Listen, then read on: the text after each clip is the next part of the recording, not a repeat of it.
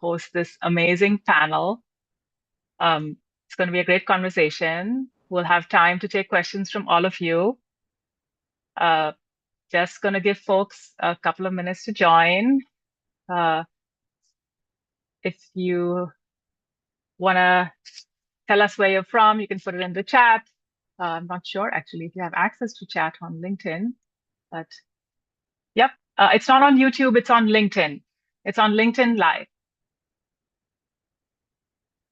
You can just go to Terra.do at LinkedIn and you'll see all the events. Thank you for joining. Maybe we'll get started as folks continue to stream in. I am going to start by sharing my screen. Going into slideshow. So hello and welcome. Welcome to this session on your career and how it can change the climate. I'm Kamal Kapadia. I'm co-founder and chief learning officer at Terra.do. I'm going to start by just taking a minute to get us all present and paying attention. I tend to start all my sessions this way now because I've noticed on Zoom, we can be switching very quickly from the last activity into coming into an event like this. And it's good to just give our brains a little moment to reset so we can be really present. So all I'm going to do is invite you to close your eyes and take one deep breath with me. We're going to breathe in to the count of 3, and then we're just going to breathe out with as much with all our energy. We're just going to breathe all that. We're going to breathe all the carbon dioxide out, and then we'll get started. So just close your eyes, take one deep breath in, 2, 3, 4, and out. All right. Hopefully that has helped clear your brain a little bit and will make you feel a little bit more present in this session.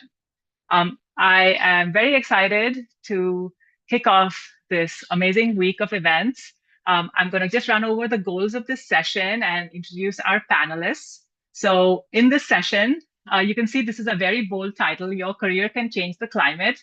And I've been working in this climate space in one way or another since 1997. And I have to say that I have never been more convinced of anything. I really, truly believe this. And our first goal is going to be to convince you of the same, that your career can really change the climate.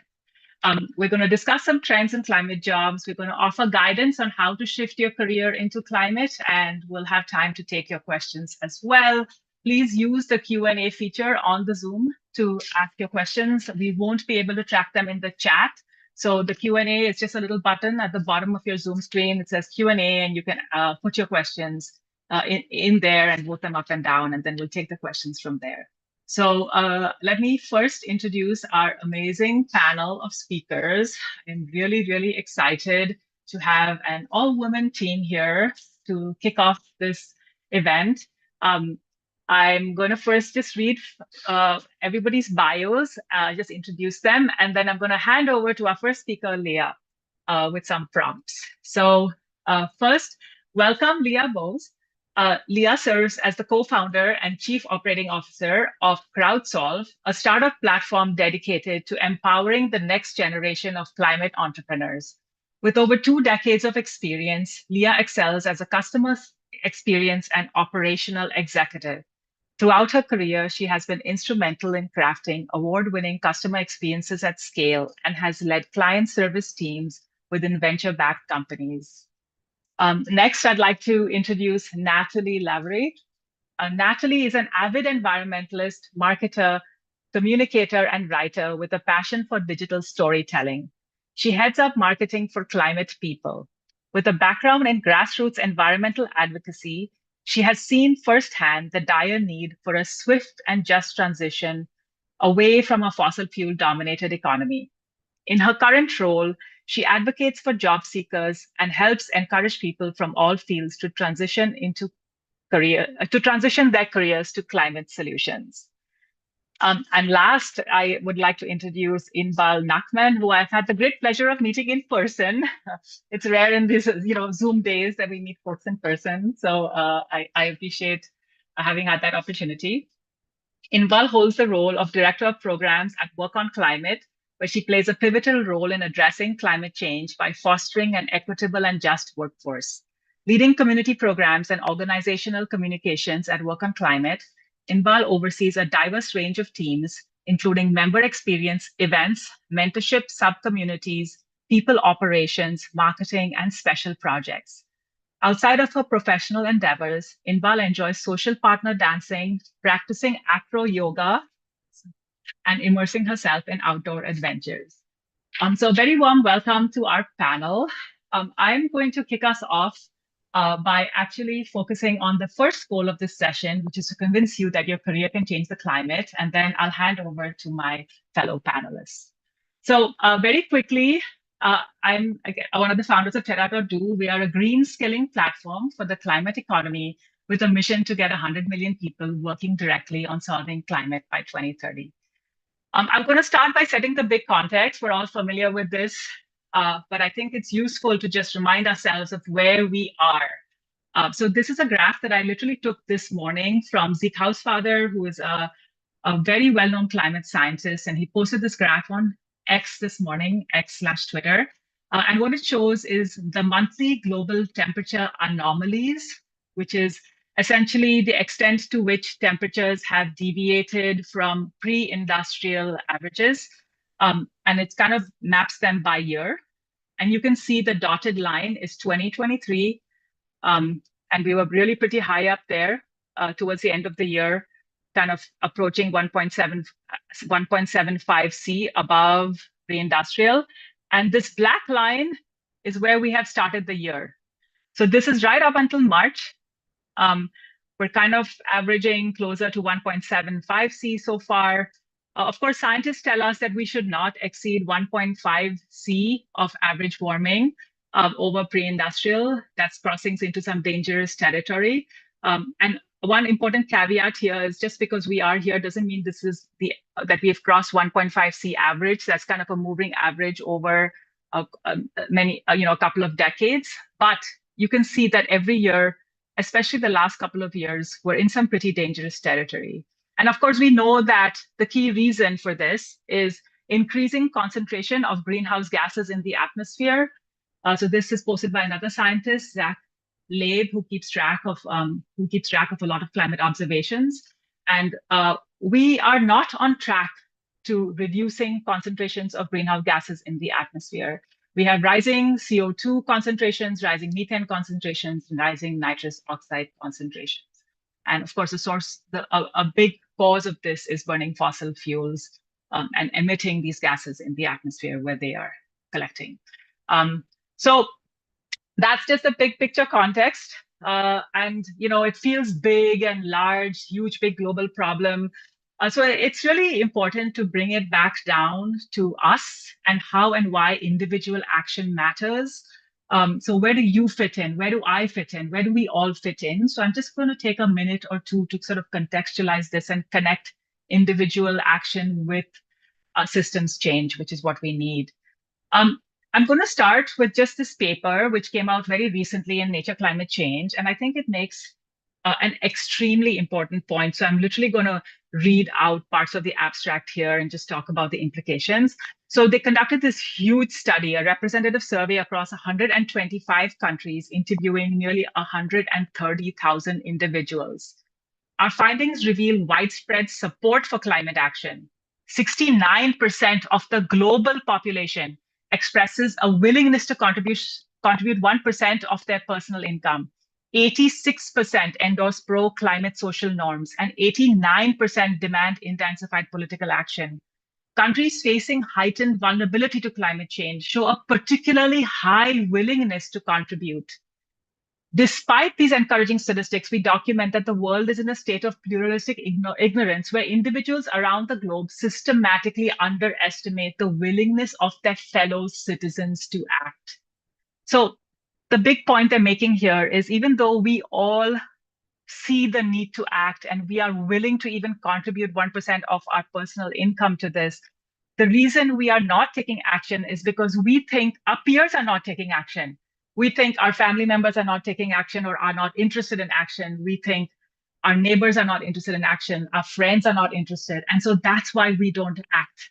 which is an amazing finding if you think about it, that all of us are sitting around not acting because we think others don't want to act, when in reality, everybody really feels the need to act and is even willing to give some of their income towards this. Um, so let's just again talk about how individual action connects to systems change. This is a bit of a wonky graph, and I'm going to take a minute to break it down. I use it in a lot of my presentations because I think it makes a really important point. So this graph is produced by Climate Action Tracker, and what it does is it shows where we are in terms of emissions every year. So this is the black line. So this is global greenhouse gas emissions per year. And then it shows uh, where we are headed in terms of average temperature increase by 2100 versus where we need to be. So I'm only going to draw your attention to two things here. One is this blue wedge. And what this blue wedge shows is that if you add up all the policies and actions taken, committed by countries today, if you add them all up, we are still headed into pretty dangerous levels of warming. So we're headed to 2.5 to 2.9 C of warming. Whereas what we need to be is on this green line. We need to be on this 1.5 C consistent line. And if you look at this, it looks like a really big gap and it kind of feels overwhelming. However, about, say, even 10 to 15 years ago, all scientists believed, even the IPCC, which is the authoritative body on climate science, projected that actually we were on a much warmer trajectory. About 15 years ago, we thought we were on this trajectory, headed to 4, even 5 C of warming. And really, what has made all the difference is agency. It's people taking whatever steps they can in whatever capacity they can. This is just millions of individuals in their workplaces, in community, in schools, wherever they have influence, taking action. And this is what we need more of. We just need more people taking action because we all have agency. Every one of us has agency. So I'm going to stop here. I think that's my last slide before we head into, okay, actually, no, I've got a couple of more slides. Here we go. So very quickly, just about where your job fits in. And the reason why we're here talking about careers today. All of you have talent and skills that we can use right now in the climate space. The world needs your skills. This slide just captures the shortages that we are facing in the climate space right now in terms of talent, in terms of skill. LinkedIn has a green skills report that they put out every year, and they said the growth in demand for green skills is outpacing the increase in supply. BCG calculated the skills gap will rise to 7 million by 2030. Ambitious national commitments. This is the International Labour Organization. Commitments and sectoral priorities underestimate the roles of skills development measures. So this is also just like all the training that we need to get this work done. And amid them, this is the International Energy Agency. They talk about a labor shortage that's already plaguing the clean energy sector and requires attention. So we really need your skills. We need all the work you can do. And I'll share one little anecdote at the end, a personal story here. I started my career in 1998 working for UK's first retail solar PV company. This is a company that used to be called Solar Century. It's now been bought out by a big Norwegian company, and it's called Statkraft. And so this was the first retail solar company in the UK. Before this, you couldn't just go out and buy a solar panel, even if you wanted to. And when I started this work, I had a master's degree in environmental change and management. And I got into this job and I discovered that I really didn't have the right skills for the job. So even though I had spent all this time in this master's program, the skills I needed in this job, the skills we all needed were just business skills. We needed people who knew marketing. We needed people who could, install panels and train others to install panels. We needed people who could read profit and loss statements. We needed people who could, run operations. We just needed regular work skills. And that is what many of you already have. And that's what we need in this sector. So I'm going to stop there and I'm going to give our panelists a chance to speak now. I'd like to first invite Leah. to just tell us a little bit about her own climate journey, about the trends she's seeing in the job sector, and any tips she has for you, for anybody who's considering a career in climate. So over to you, Leah. Awesome. Thank you so much. So excited to be here and just love to see everybody here today as well as we kick off Climate Career Week. So thanks so much for setting us all up with that as well, with some really great context. So yeah, my story, I grew up in New Jersey. After college, I ended up moving to Boulder, Colorado, where I think it really became obvious that, we're so connected to nature out west. There's so many amazing ways to take advantage of nature. And I really started, I think, on my path of the individual action to just be really conscientious in how I showed up in the world and made sure that I was doing what I could to take part in helping to combat the climate crisis. But like so many at the end of 2020, I did a lot of soul searching. I ended up deciding to leave a company I really loved. I was there for 12 years, leading the customer experience teams, and figure out how I might be able to spend more of my time and energy focused on impact, and specifically climate impact. That was kind of married with a move further out west. My family moved to the Reno Tahoe area. We experienced the fires in 2021. I have two little kids. We were stuck inside for about 5 weeks under really hazardous breathing conditions. And again, I just really knew that I wanted to spend more of my time and energy working in climate. And so that's what I did. As luck would have it, I got reconnected to Tim Walters, who's my co-founder at CrowdSolve. Why is this We've not known each going other up for about hot? 15 years. He actually shared with me what he was working on with CrowdSolve. He'd been kind of working on the idea, went through On Deck Climate Tech, and just was like, okay, I'm going to bring this solution to life. And so from there, we've been working on CrowdSolve for the last 2 years or so. And CrowdSolve is an accelerator solution designed to help climate founders from all around the world bring their climate solutions to life. So yeah, I have been using both my customer experience skills as well as diving more deeply into understanding the broad ecosystem of the climate space.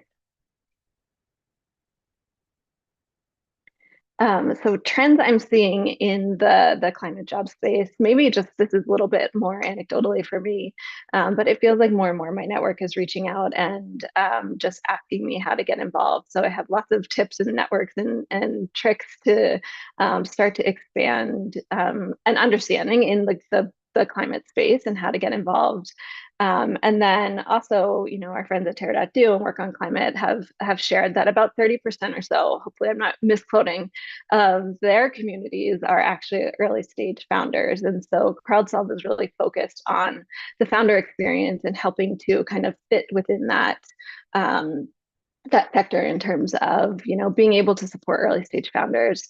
There's an estimation that about 500,000 new jobs or new founders are created annually, and many of those folks just need support to get their innovations off the ground. And so that's what CrowdSolve is really designed to do. One of the steps is getting into an accelerator.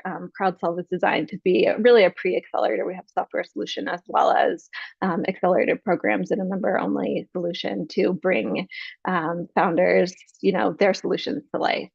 And then in terms of pointers, how people can get involved and really pivot into a climate career, joining networks and communities, I think is such a great place to start. So My Climate Journey, Terra.do, Work on Climate, Climate People, Climate Draft. There's so many amazing communities out there.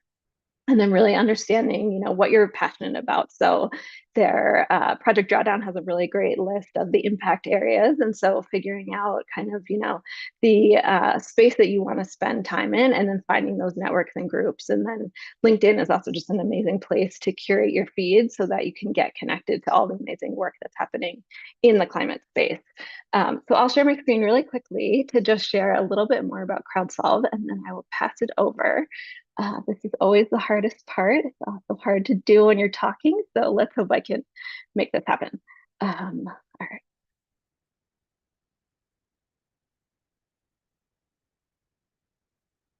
You can see my screen. I'll put it in present mode. All right, so real quick, just a little bit more about CrowdSolve. I mentioned we are really revolutionizing the climate innovation journey. And we do that by helping founders get accepted into accelerators, win their first grants, raise a crowdfunding round, secure their first customers, and more. We have a software solution. Oops, can you see all those pictures? No, okay, I'll just talk over it. So we have a software solution with about 50 learning modules. We also have accelerated member-only programs as well. So these programs are really designed to create one-on-one mentor connection, help early stage founders get answers to questions that they might not even know that they have, join a community of fellow founders from around the world, as well as mentors, experts, and then create personalized connections as well. And so we really hope that we can help folks imagine what 100,000 more climate companies will make to impact the climate crisis. And so we invite everybody to join the crowd. There really is a place for everybody in the climate space.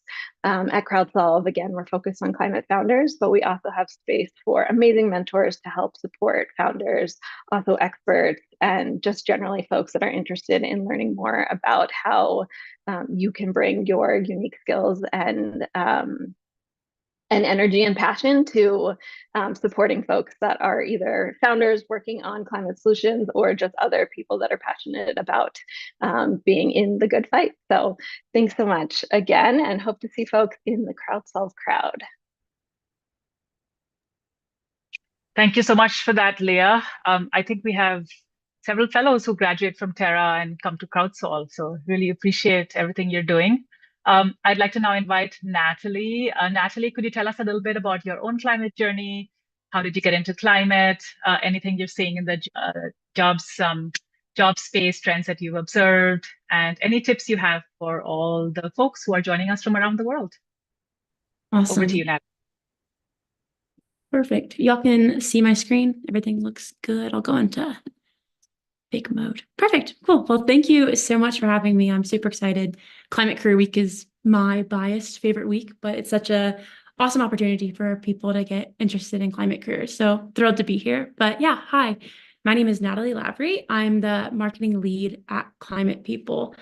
I started my career in grassroots environmental advocacy, working for Greenpeace and the Sierra Club, and absolutely loved having a climate impact and being able to care about the work that I was doing. But boots on the ground campaigning was just not the best use of my skill set, to put it lightly. So ended up leaving, got a job at a traditional tech company, and for the first time, loved the work that I was doing, but had a really hard time being motivated when I, quite frankly, didn't care about the impact of the work that I was doing. So started job searching and came across a position for a climate recruiter at Climate People. And I'm not a recruiter, and I had no intention of becoming one, but was super interested by the fact that there could be an entire recruitment agency dedicated to climate. At this point, I didn't even know that climate tech was a thing. And the fact that there was an entire recruitment agency dedicated to it really just kind of opened my eyes to the possibilities. So reached out to Brendan, Climate People's founder, and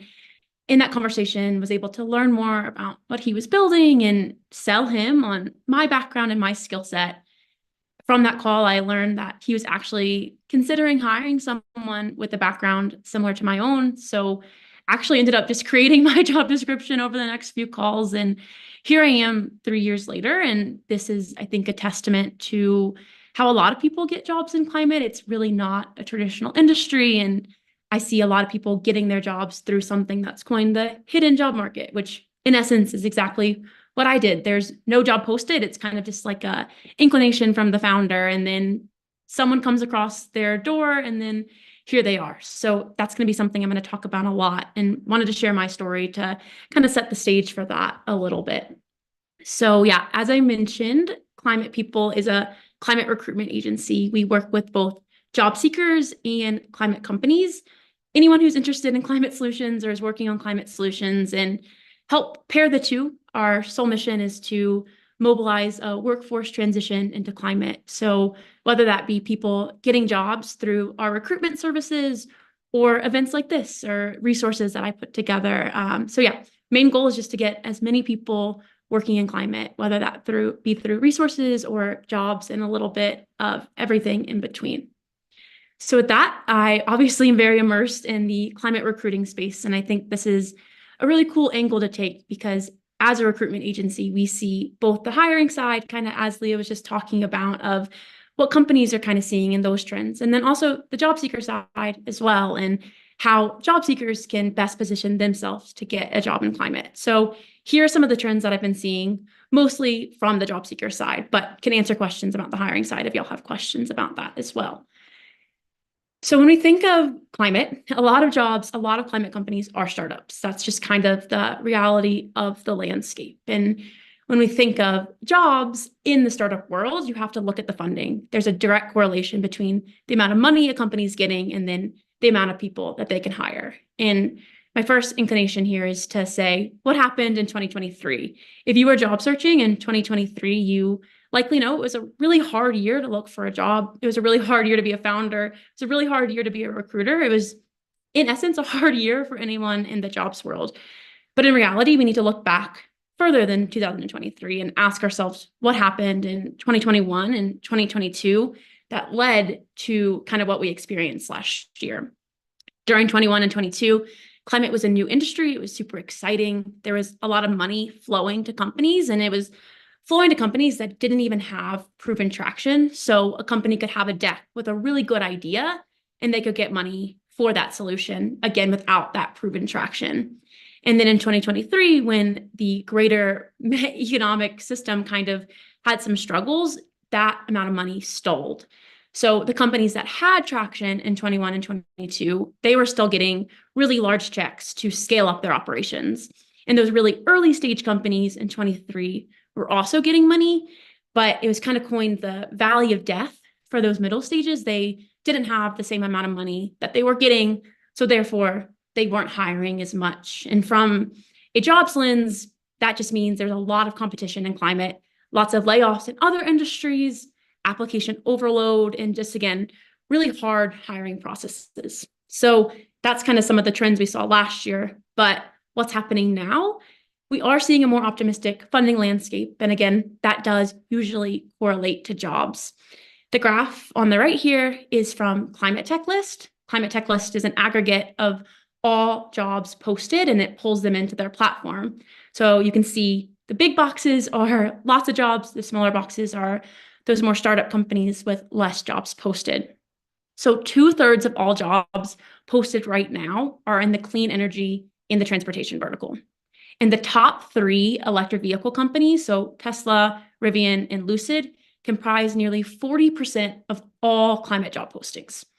So I know this kind of contradicts the whole thing I was saying about it being a startup job economy and how the vast majority of jobs are in startups, but I challenge this because all of these smaller companies, all these smaller boxes represent small companies that have jobs posted.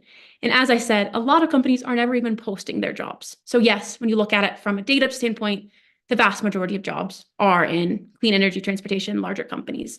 But a lot of these smaller companies are not posting their jobs. They're still looking to hire, but they're not posting their jobs. So again, going to focus a little bit more on how we can best position ourselves for those jobs that never make it to the market. This stat on this next slide is something that you've likely seen by now. It says that we need millions of people working on climate. And while this is 100% true, we really do.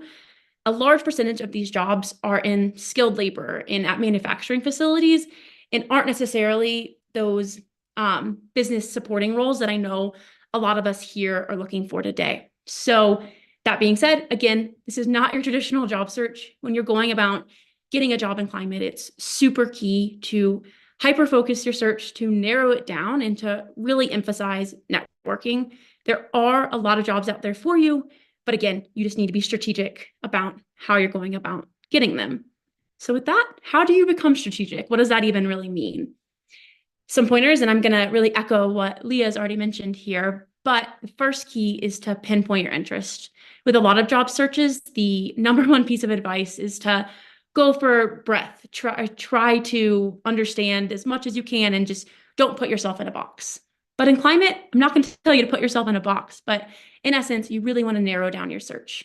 As Leah mentioned, Project Drawdown has an incredible list of hundreds of climate solutions. I recommend that you choose a few of those solutions that you're interested in, learn as much about those solutions as possible, pinpoint where your skills are transferable, where they're needed, think through the funding stage and the timing. Don't have time to really dive into this now, but I'm happy to explore it further with all of you. And then lastly, evaluate your risk tolerance. Do you want to go work for a startup, one of those smaller boxes?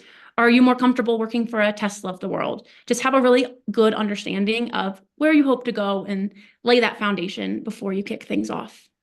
And then the next step is to network. Remain niche within those chosen solutions. Join the relevant Slack groups, communities. Follow those companies within those solutions on LinkedIn. Make sure you're also following their leaders. Try to get to know the main players. Ask all those people for referrals. And then lastly, and most importantly, is don't just look for jobs. Don't limit yourself to the job postings. Look for opportunities. Look for companies where you think you can make an impact. Reach out to those companies and start networking, even if they don't have that job posted, similar to how I went about it and how I know dozens of other people, hundreds of other people do it as well. And yeah, that's all from me. Thank you. And then here's my contact information. If you have any questions, I'm happy to explore any of this further. I know it was a lot of information at once. Thank you so much, Natalie. That was awesome. I want to invite Inbal now to share. Can you tell us a little about your climate journey, about what you're seeing in the job sector, any trends, and any tips that you have for our amazing audience that has 487 people in it right now. Over to you, Inbal. Absolutely. Thank you so much. And it is incredible to see close to 500 people in this event. So yeah, it fills my heart with so much joy to see so many people interested in this particular path. So yeah, I'm really happy to be here. I can give you guys a bit of a background on how I got to this work. And to be honest with you, my path was pretty meandering. So for all of those, people on the call out there that are like, I don't have a traditional CV, I don't have this and that, there are people out there who need your skills. So I started in kind of like the traditional tech industry, and I was working with Fortune 500 companies in an IT consulting role. And it was just kind of a very traditional industry, very kind of traditional role. And I realized that there was some voice in me that told me that I'm just not doing the work that I am meant to do in this world. And I felt really lost. I felt like it was harder and harder to get up in the morning and go to work. And I just didn't really know how to shift or what to do. So my solution was to go to an MBA program. And I know that that is not something that everyone can do or can afford to do. I am very grateful that I had the opportunity to take some time off, and I had the resources that I could actually pay for that pivot. And so I ended up going to specifically to a program that sees business as a force for good. And this is kind of their tagline. It's a business school, international business school. It's called INSEAD. And I became really focused on essentially making this transition into some sort of environmental, mission-driven company. And so I spent that year kind of engaging with a lot of different people and startups and classes and teachers. And that really helped me understand kind of the lay of the land. It still was really difficult to find a job even after I did my MBA. So it's, like Natalie said, it's not a very traditional kind of job search. You have to do a lot of networking, a lot of research. I ended up in a industrial decarbonization startup, and that was the beginning of my path in deep climate work. And I ended up in this new industry that I didn't know anything about, with a type of client, the industrial client, that I'd never engaged with before. And I had kind of a lot of expectations about what what the typical industrial client thinks about climate. And so I ended up having to engage with a lot of different people about these issues.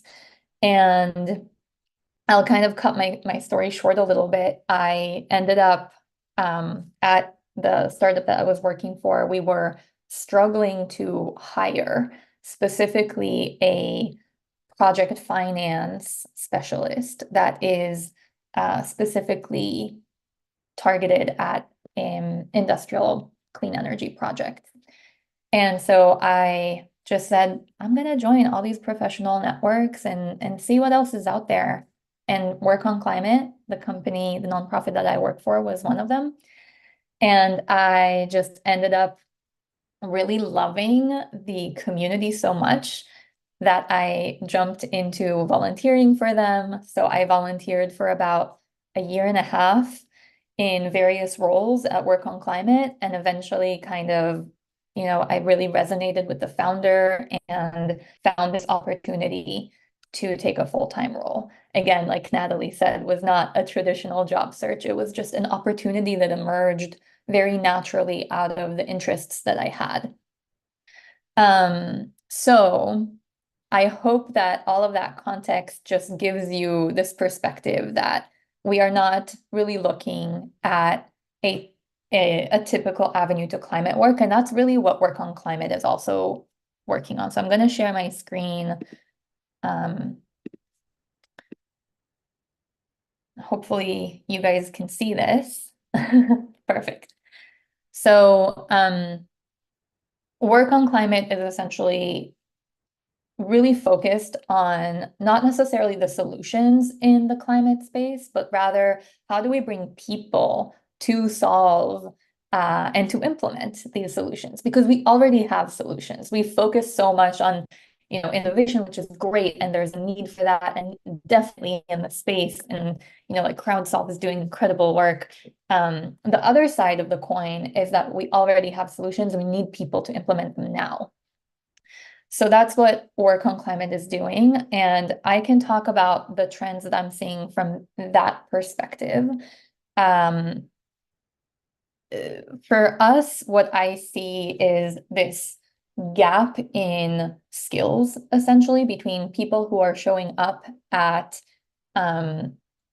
with certain backgrounds and experiences, and they don't completely match what the company is looking for. So it's actually the exact problem that I had in the startup where I was trying to recruit for. So I see it from both sides of the perspective. But for example, I was just talking to someone who's hiring salespeople. There's, a very kind of traditional list of skills that salespeople have. And this particular guy is working in carbon markets, and he was saying, well, we need salespeople who have experience with carbon markets. And I can't really take someone on who doesn't have experience in it. So the trend that I'm seeing is that there is this kind of just small gap in skills between what the climate companies, projects, organizations need and what the job market, the job seekers, you guys currently have. And that is a bridge that essentially needs to be crossed and merged. And that's also part of what we're doing at Work on Climate. There we go. So Work on Climate has the largest community of professionals seeking climate work. We have over 28,000 people right now. We have a couple of really amazing programs that help people connect to experts, that help people connect to resources and knowledge, and essentially helping people bridge that gap in skills that I was just talking about. So anyone can join. This is a free platform. We're on Slack.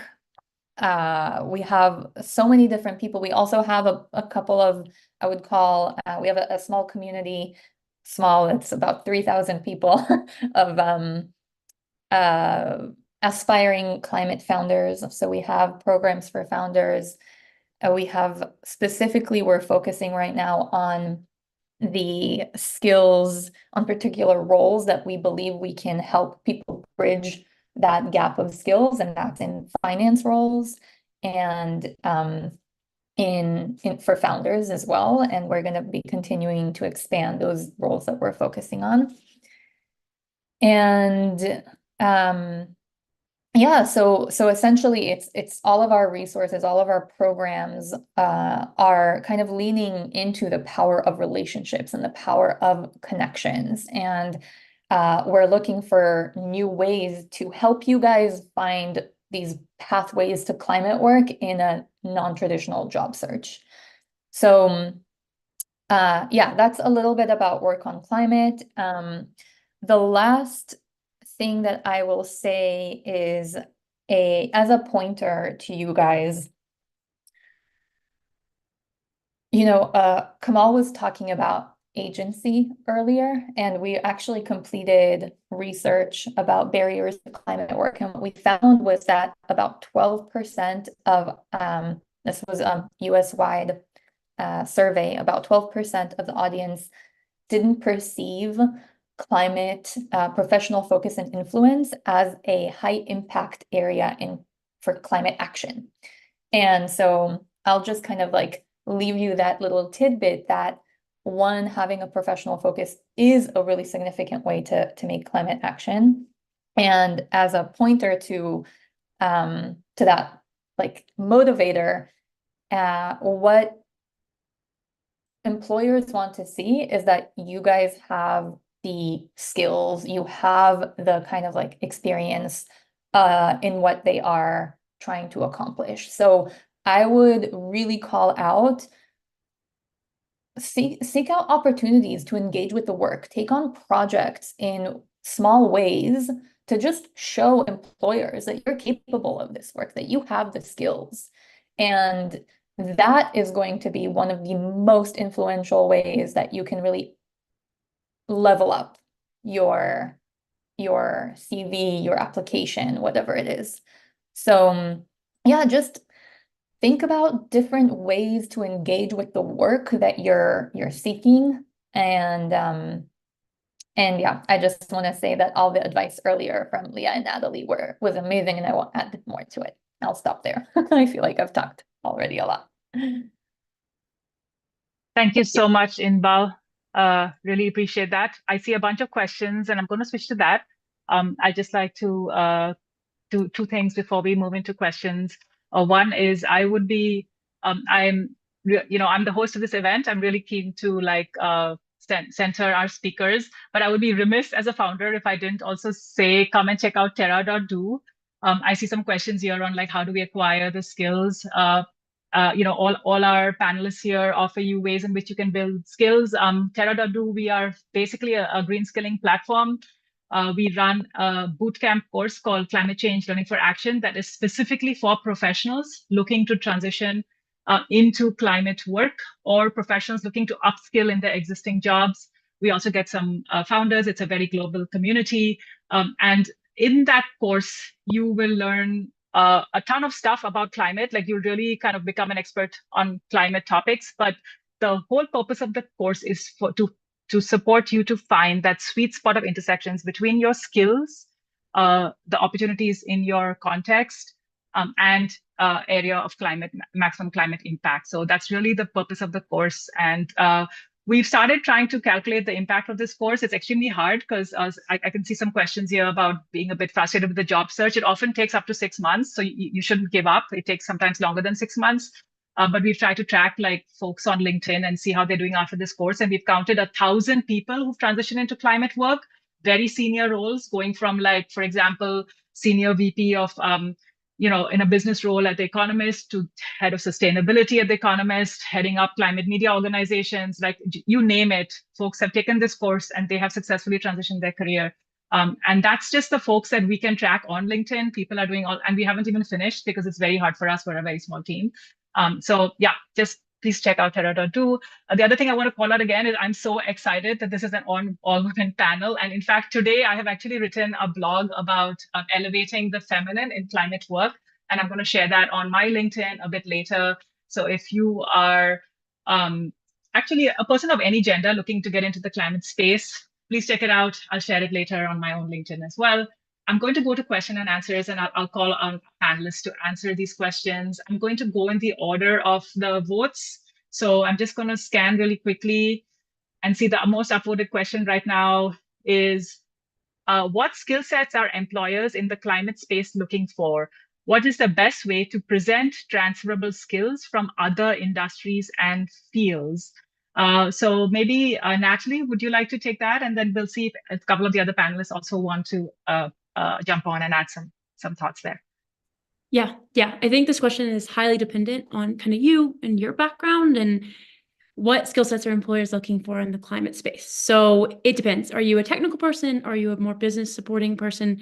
Kind of where are you? And I would ask those questions. I know I kind of hinted to this in my presentation, but when you're looking for jobs or when you're looking for opportunities, before you start doing that, you really need to have all of these questions outlined. You need to know kind of your risk tolerance. Do you want to go to a larger company? Because if you want to go to a larger company, that skill set's going to look very different. So say you're in a more supporting role, so like a sales, a marketing, a product, something like that. Those skill sets are going to be a little bit more siloed. They're going to want you to have experience doing something and doing it through the breadth. So like marketing, you would want to be able to track and do analytics really well. You'd be able to want to write content, be able to track that really well. Whereas if you were in marketing, looking at a more startup company, the skill set that's going to be advantageous is your ability to wear a lot of hats, your ability to kind of hit the ground running, pick up and do a lot of things and kind of cover more of that breadth as opposed to the depth. So yeah, the skill set really depends on kind of where you're going, where you're looking.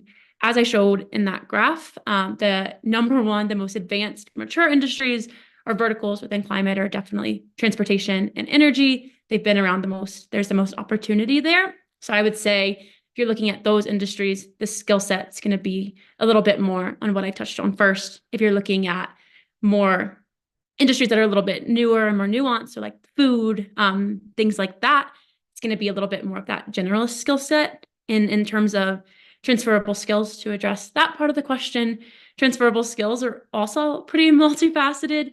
When you think of transferable skills in the climate space, there's two different avenues. So one, you're transferring industries. So you're going from another industry into climate. The things that you should focus on when you're talking about that switch is how is your other industry related to climate? So if you were in healthcare before, say, it'd be a fast-paced environment, lots of rapidly changing, new innovation, new challenges every day. Those would be some of the transferable skills between the industries. And then the last thing I'll say on this is when you are switching industries, you want to kind of keep the variables as minimal as possible. So if you're switching industries, you should try to keep your role type the same as what you had or what you currently have. So again, going back to marketing, if you work for like a B2B product or SaaS product, when you're looking for a job in climate, it's going to be a lot easier for you to find a job if you look for a B2B SaaS product climate company. That way your transferable skills are only industry, not at the industry level and the job level. Try to make it as simple as possible as you can. So try to draw those parallels there. Thanks, Natalie. Inbal, would you like to add anything? I think that was really well said. Yeah, super I think comprehensive. yeah, really well said. The biggest takeaway is really about understanding that you have to kind of like look at what it is that you are really good at, and then try to understand how you could actually help a climate company do the work that they're trying to do. And then from there, you can like essentially evaluate what is the skills gap that I have, because we are talking about a wide range of sectors and roles. And so there is no, unfortunately, I can't tell you something like, well, if you only became a carbon accountant, there's jobs really just all across the different fields. So yeah, it unfortunately means that it also will take more work, because you have to have a very deep understanding of what it is that you're good at and where do you want to go. and how to bridge those skills and then work towards bridging those skills. Thanks, Inbal. I'll pop to Leah and see, do you have anything you want to add here? Yeah, just really quickly from the startup perspective, wearing all the hats is definitely, like Natalie mentioned, something that is, just kind of naturally required in a startup. And so I think that there's a lot of opportunity to transfer skills into startups because, you might have deep expertise in marketing or customer experience, sales, or product, and not necessarily know the specific climate space there, but like willingness to be able to wear a bunch of different hats and then learn the technology or the solution that the startup is bringing to the world. I think there's like a lot of opportunity there. So really being able to hone in on what are your skills that you can then kind of put into a company and bring your unique talents. Thanks, Leah. I'll add something from quite a different perspective. So I have a background, like I have a lot of academic credentials in the energy environment space. And I had long periods of struggling to find jobs. So this is just universal. Like I had long periods of being unemployed, of struggling to figure out where I fit, of finding the right opportunities. So this is universal, okay? Like it's hard to find a new job. It is very stressful. It is anxiety provoking. This is why everyone recommends you join a community of your peers. It is so much easier.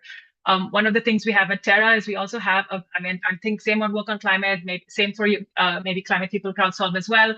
There are folks who have successfully made this transition who are coming back to help you. They are in our communities. They want to help you because they have been helped themselves. So join the communities. That is the best place to start. I'll take another question here. Let me see what is the most right. Yeah. So actually, this is related to what I just said, which says, for all the talk about transferable skills, I get different feedback from recruiters. What I'm hearing is there's enough talent in the climate ecosystem and hiring managers have less incentive to settle for applicants that are trying to transition into this space. Thoughts? Let's see. Shall we start? Leah, do you want to, any thoughts there just from the startup space? Sure. I think this all goes back to networking and connecting and creating relationship. I mean, to Natalie's point about, how you got into Climate People, being able to connect with just a variety of folks is so incredibly important because, even if they don't have something for you, maybe they might know somebody that could use your unique skill set. So I think it's just a really, I can't overemphasize enough. And I know we've all talked about it, just the opportunity to get connected into this space with folks who are willing to help and figure out who you then might be connected to from there. So for founders, we play kind of a game for an investment strategy, which is, get a meeting with an investor and then ask them for 2 more. The same thing I think can be applied to the job search, connect with somebody and then just start expanding your connections from there because you never know where that opportunity might come from. So yeah, joining communities and getting support from people who want to help you. Thanks, Leah. In the interest of moving through a few more questions, I'm going to just pop different questions to each of you. So the next question that's really marked up here is, there's been quite a lot of focus on clean tech jobs. What about big corporations? I guess maybe just corporations, NGOs, nonprofits, consultancies, government. Inbal, I think you have a very diverse community, work on climate. Do you want to speak to that a bit? Yeah. So what's interesting is that larger corporations, we at Work on Climate haven't seen that there is such a wide plethora of sustainability or climate roles that are specific.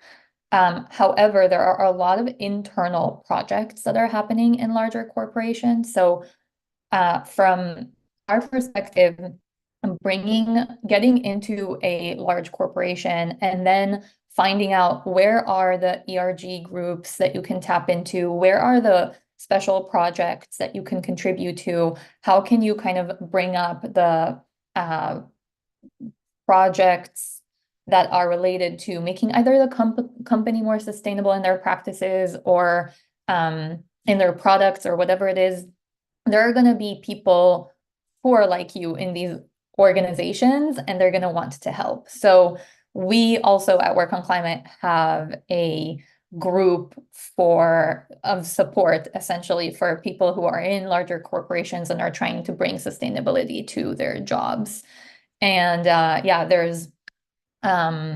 we have one of Microsoft's sustainability group founders who's leading that effort. And so he has a lot of knowledge. We have events about this that you guys can tap into and learn more about how to do that. So yeah, I think that also it's important to think about what is the definition of a climate job in all of this. And, you know, for us, it's really, it could be a climate job. It could be a role in a climate focused company. It could also be a climate focused role in a non-climate focused company. And it could be that there is a non-climate focused role in a non-climate focused company, but you have some sort of project that is climate focused that you're taking on and helping to push through the organization. So yeah, just kind of like think about impact in all of these different ways. I hope that answered the question. Thanks a lot, Inpal. I want to just also touch upon the nonprofit government space.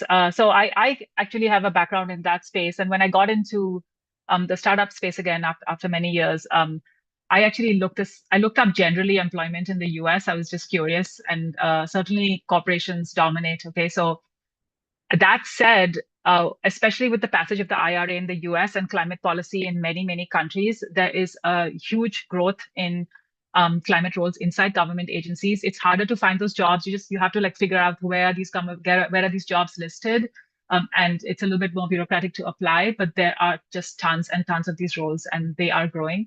The nonprofit sector, the other thing I know is that foundation giving in climate is exponentially increasing every year. And therefore, as a result, the nonprofit space is also growing. So again, it's useful to just keep your eyes out, see what kind of fit you have. Many roles inside. Some of those roles are quite specialized. You might need specialized skills, and some just need regular skills. Like there's all kinds of communication roles in nonprofit organizations. There's all sorts of roles. So yeah, just it's kind of, again, we have a climate jobs board. You can check out and see like what kind of roles come up. At Terra.do, you can just check out the jobs board and see what comes up. Depending on your country, some countries have more opportunities in the nonprofit space than others. All right, so I'll see the next question here. Similar around skills. Pop it to you, Natalie. What skill sets are employers in the climate space looking for? I think we've kind of touched on this, but if you want to add anything here, what is the did I already read this question? What is the best way to prefer? Yeah, I think it's just got voted up even more. I think I already covered this question. It just got a whole bunch of extra votes. Okay. Let's see what else I can find here. Oh yeah, this is a good question up here. Actually, it's down here. Any advice to seek entry-level jobs or internships? Natalie, I'll pop this to you. In the sustainability and business industry, if I do not have a lot of prior practical experience in this space? It's a great question. Yeah, definitely. I think a lot of the tips that we've covered throughout this past hour remain applicable here. It's going to be the same idea of networking, trying to make connections, learning from other people. One of my best networking tips is to message someone who's where you would want to be and say, hi, you're exactly where I want to be in 5 years. I would love to learn about how you got there. And then you're having a conversation with them, you're complimenting them, they're going to want to talk to you. And then in those conversations, just be blunt and say, do you have any needs that you would like to have an internship for? Or can I help you in any way? This is my skill set. It applies to your company in these ways. I'd love to be of assistance. So I think that's going to be a great way. But then also there's a lot of job boards out there. Those job boards do post internships. So Climate-Based, Terra, Green Job Board, so on and so forth. I know they're posted a lot. But then, yeah, like I said, definitely networking. There's an organization out there called College to Climate. I would highly recommend checking them out. They have a cohort program that helps college students and then new grads best position themselves in this space. And then, yeah, if you're having a really hard time finding an internship or finding an entry-level job in climate specifically, that is pretty common. Like we've touched on, a lot of these companies are looking for someone who can kind of come in, have that prior experience, be able to get the job done without much hand-holding. So if you're someone who can innately do that, then great, apply to those jobs. But if you want more of like a mentorship, having like a direct report type situation, then there's no harm in looking at larger corporations or more established companies, getting your hard skills kind of dialed down, and then trying to join their like green employee resource group or volunteer for work on climate on the side, and kind of simultaneously build up your professional skills alongside your climate skills. And then when the time's right, come back and try to get a job at a climate startup. There's no one way to do it, but definitely College of Climate. I check them out. They have lots of great resources. Thank you so much, Natalie. We are on time. I want to, I know there's more questions, and I'm happy to stay on for a little bit longer. If any of us panelists want to stay on or you want to stay on, feel free. There's one question that I like nerding out about, which is the white collar versus blue collar skills gap. I've been doing a lot of research on this, so I am happy to talk about that for a little bit. But I just want to thank our panelists, Leah, Natalie, Inbal. It's been amazing to have you here. Thank you so much for sharing all your knowledge, experience. I want to thank the audience for being here. Thank you all. I can see all these amazing things coming through on the chat. Folks so keen to get into the sector, and that's really the inspiration. I was in our course. I was like doing a live Zoom session with the folks in our course, and they asked me like, okay, what keeps you going? Like when you look at all these climate news and it feels depressing, and it's really seeing all of you and the folks in our course, and that just is so motivating to me. Like I have in the past come from this world where I used to think, well, we're going to solve this all with policy, and yes, policy is important, but now I truly, absolutely 100% believe that we just need every one of you working on climate in whatever capacity you can, and that you already have most of the skills we need. I truly believe that, and I have seen that over 4 years at Terra, how true it is for so many people. So thank you all. Folks, feel free to drop off. I think we actually have another session, so maybe I shouldn't stay, and maybe I'll write something on this on LinkedIn later, white collar versus blue collar. I'm sorry we didn't get to the later questions. I'm going to pop out because I think we have another session.